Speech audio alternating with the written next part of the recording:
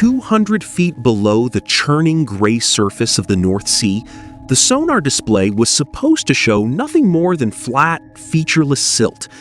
But as the survey vessel glided through the fog off the Scottish coast, the screen flickered, rendering a sharp, unnatural silhouette sticking straight out of the seabed. It wasn't an uncharted reef, nor was it a known shipwreck. Was the pristine, intact hull of a vessel that official maritime registry records swore had been broken up for scrap in a dry dock 500 miles away, 3 years after it mysteriously vanished from the open water. Welcome back to the channel. Today, we're descending into the cold, silent depths of the North Sea to unpack a mystery frozen beneath the waves. The North Sea is one of the most hostile stretches of water on Earth. It is shallow, volatile, and swept by freezing currents that can swallow an ironclad vessel in minutes. For centuries, sailors dubbed its floor the Great Graveyard, a place where thousands of ships, from Roman galleys to World War II submarines, lie buried in shifting sand. In November of 1978, the SS Aethelgard, a 180-foot commercial trawler modified for deep-sea salvage, set sail from Aberdeen. On board were 6 veteran crew members, led by Captain Arthur Vance, a man who had spent 30 years reading the unpredictable moods of the northern waters. Vance wasn't a risk-taker. He was known among local dockworkers for his obsessive pre-voyage inspections, checking radio frequencies and rivet seams twice before ever dropping lines. The mission was straightforward: conduct a routine seabed survey along a commercial pipeline route before winter storms locked the sector down. The crew carried enough provisions for 2 weeks, state-of-the-art radio gear for the era, and heavy-duty distress beacons. They were scheduled to check in with coastal radar every 12 hours. Their first 3 transmissions were completely routine. Weather was clear, sea states were moderate, and the equipment was performing as expected. Then came the 4th check-in. At 2:00 hours on November 14th, the Coast Guard station at Wick logged a brief, static-heavy transmission from the Aethelgard. Captain Vance's voice was calm, but his message was bizarre. He reported that their depth sounder was reading an unsudden elevation in the seafloor, a massive structural anomaly sitting directly beneath them that didn't exist on any Admiralty chart. The operator requested clarification. Vance replied that they were deploying an underwater camera array to get a visual. He promised to report back within the hour. That report never came. By sunrise, the Coast Guard triggered an emergency search. Royal Air Force reconnaissance planes swept the last known coordinates of the Aethelgard. Search vessels combed a 50-square-mile radius. There was no oil slick, no floating debris, no emergency distress signals, and no uninflated life rafts.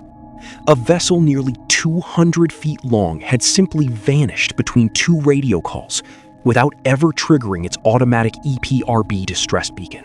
Days turned into weeks. Naval authorities concluded that the ship had likely suffered a catastrophic hull failure, perhaps striking a submerged, unmapped rogue mine from the war, and sank so fast that the crew had no time to signal for help.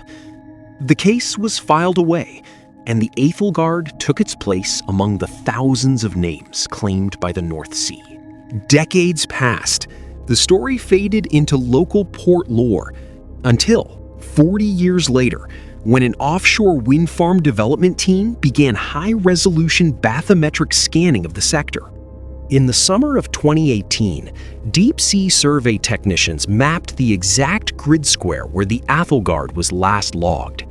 Using modern multi-beam sonar, they mapped a cluster of wrecks resting in a deep structural trench known as the Devil's Hole, an underwater abyss where the seafloor suddenly drops into treacherous, freezing caverns. What they found left marine archaeologists baffled. The Aethelgard was sitting upright on the seafloor, almost completely undamaged. Her masts were intact, her superstructure was sound, and her emergency life rafts were still locked tightly in their deck cradles. When remote-operated submersibles were lowered to inspect the hull, camera feeds broadcast a detail that defied explanation. The vessel's main emergency distress beacon had not failed. It had been manually switched off from inside the wheelhouse. Furthermore, the ship's heavy iron anchor was fully deployed, resting buried in the mud, as if the vessel had deliberately brought itself to a halt in the middle of nowhere before sinking straight down without taking on exterior structural damage. Even stranger were the official administrative records recovered during the subsequent investigation into the original 1978 loss. Investigators uncovered a paper trail from a private shipbreaking yard in Denmark, showing that a vessel bearing the same hull identification number as the Aethelgard had been sold, dismantled, and melted down in 1981, 3 full years after the ship went missing at sea. To this day, maritime historians and accident investigators remain divided on what actually transpired in the early hours of November 14, 1978. According to official naval reports, the physical wreck sitting at the bottom of the North Sea is undeniably the Aethelgard. The Danish paper trail is officially classified as a clerical error or a potential insurance fraud scheme orchestrated by third parties long after the ship's disappearance. However, no evidence was ever found proving financial impropriety by Captain Vance or his crew. The fate of the 6 men on board remains unknown. Deep-sea dive operations cleared to inspect the exterior of the vessel observed that the bridge windows were intact, but internal exploratory dives were deemed too dangerous due to unstable silt deposits around the hull.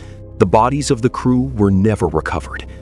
The Aethelgard rests there still, silent and locked in the dark, cold currents of the North Sea floor. When a ship vanishes into the deep, we expect the ocean to claim it by force. But what do we make of a vessel that appears to have simply parked itself at the bottom of the world and turned off its lights? If you have a theory about the mystery of the Aethelgard, share your thoughts in the comments below. Don't forget to like and subscribe for more deep dives into history's most baffling mysteries. Until next time, stay safe and keep looking beneath the surface.